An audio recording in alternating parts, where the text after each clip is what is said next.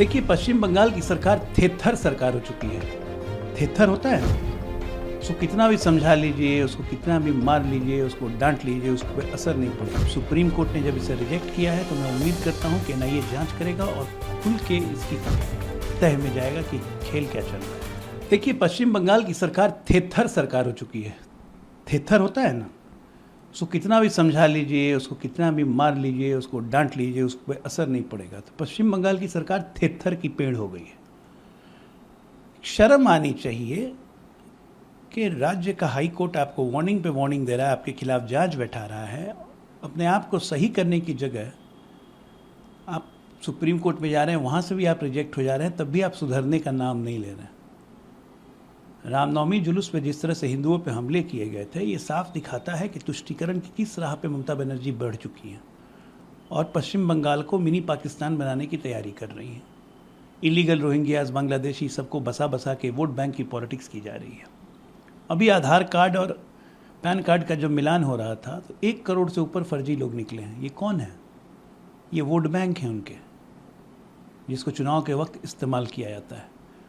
अब supreme court ने जब इसे रिजेक्ट किया है तो मैं उम्मीद करता हूं कि एनआईए जांच करेगा और खुल के इसकी तह में जाएगा कि खेल क्या चल रहा है। राजस्थान की विधानसभा में आज अजीबोगरीब वारदात हुए।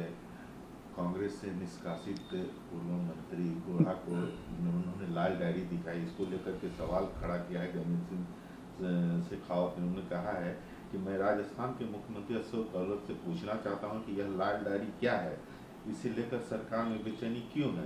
राजस्थान के बर्खास्त मंत्री और कांग्रेस नेता राजेंद्र गोरा द्वारा लाल डायरी का उल्लेख करने के बाद केंद्रीय मंत्री ने सवाल खड़े किए हैं। देखिए, ये लाल डायरी और कुछ नहीं है, ये लाल डायरी है अशोक गहलोत सरकार पे लाल निशान। ये भ्रष्टाचार की लाल डायरी है जहाँ पे 1000 करोड़ से ऊपर के लेन देन की बातें लिखी हुई हैं, जो खुद खुल के राजेंद्र जी कह रहे हैं। अब गहलोत इसे छुपा ले चाहे कुछ ले, जनता में तो ये चला गया। अब गहलोत जी घूम घूम के राजस्थान में हर शहर में बोले कि लाल डायरी क्या है, और उन पर उनके बेटे का भी नाम है, तो इस लाल डायरी का तो जवाब देना पड़ेगा। आपके सांसद संजय सिंह जो है राज्यसभा, उनको मानसून सत्र के लिए निलंबित कर दिया गया, लेकिन फिर भी वो सदन में मौजूद रहे। इसको लेकर के उप सभापति जो है हरिवंश जी ने कहा है कि क्योंकि वह वर्तमान मानसून सत्र के शेष भाग के लिए निलंबित होने के बाद भी सदन में मौजूद है, तो इसके चलते कार्रवाई को अगले दिन के लिए स्थगित कर दिया गया। देखिए, ये सब सदन की गरिमा के खिलाफ है। एक सांसद होके, एक और भी उच्च सदन का सांसद होके अगर आप इस तरह का व्यवहार करेंगे और निलंबित होने के बाद भी रहेंगे, तो कहीं ना कहीं दर्शाता है कि आपको उस सदन की कोई गरिमा नहीं है आपके मन में। क्या ऐसे व्यक्ति को सांसद होना भी चाहिए? हमारे देश की संसद को अब ऐसे कुछ नियमों पर विचार करना चाहिए कि लगातार अगर सदन की प्रतिष्ठा गिराने वाले व्यक्ति को क्या सदन में रहने का अधिकार है। केंद्रीय मंत्री स्मृति ईरानी ने कहा है कि कांग्रेस मणिपुर पर चर्चा से भाग रही है, क्योंकि ये जानते हैं कि उन्हें अपने राज्यों में महिलाओं के खिलाफ अपराधों पर भी जवाब देना होगा। लेकिन मैं अपील करना चाहती हूं कि महिलाओं के खिलाफ अपराध को राजनीतिक हिसाब बराबर करने के साधन के रूप में इस्तेमाल करना बंद करें। देखिए, कांग्रेस मणिपुर की चर्चा से स्वाभाविक है कि भागेगी, क्योंकि जब चर्चा होगी तो निश्चित तौर पर इतिहास के पन्ने खुलेंगे, वर्तमान के पन्ने भी खुलेंगे। इतिहास के पन्नों में जब खुलेगा तो दिखा जाएगा कि मणिपुर में ये स्थिति आई क्यों, किसकी वजह से आई, कैसे आई, और वहाँ कैसे कैसे लोग पनप रहे हैं। वर्तमान के पन्नों में राजस्थान, पश्चिम बंगाल, बिहार, हर जगह की बातें खुलेंगी। तो इसीलिए स्वाभाविक है चर्चा से भाग रही है। अगर मन में चोर नहीं है तो चुनौती देता हूँ, कांग्रेस पार्टी सदन में जनता की चर्चा कर ले, तृणमूल सदन में चर्चा कर ले, जेडीयू और आरजेडी सदन में चर्चा कर ले। हिम्मत नहीं है साहब इन लोग में आँख नज़रें मिलाने की। हमसे क्या, जनता से हिम्मत नहीं रहेगी नज़रें मिलाने की।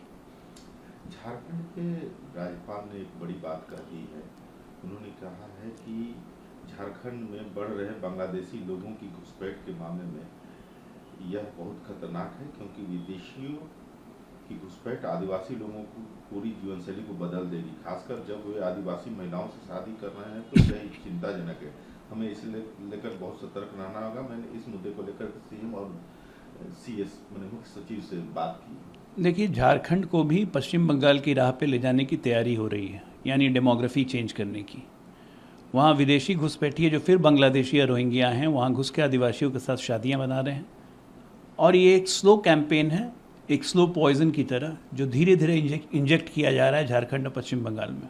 पश्चिम बंगाल में तो ये काम 10 वर्षों से चल रहा है, झारखंड में ये काम पिछले 3-4 वर्षों से शुरू हुआ है, जिसकी गति काफ़ी तेज़ है। ये स्लो पॉइजन दिया जा रहा है सिर्फ डेमोग्राफी चेंज करने के लिए।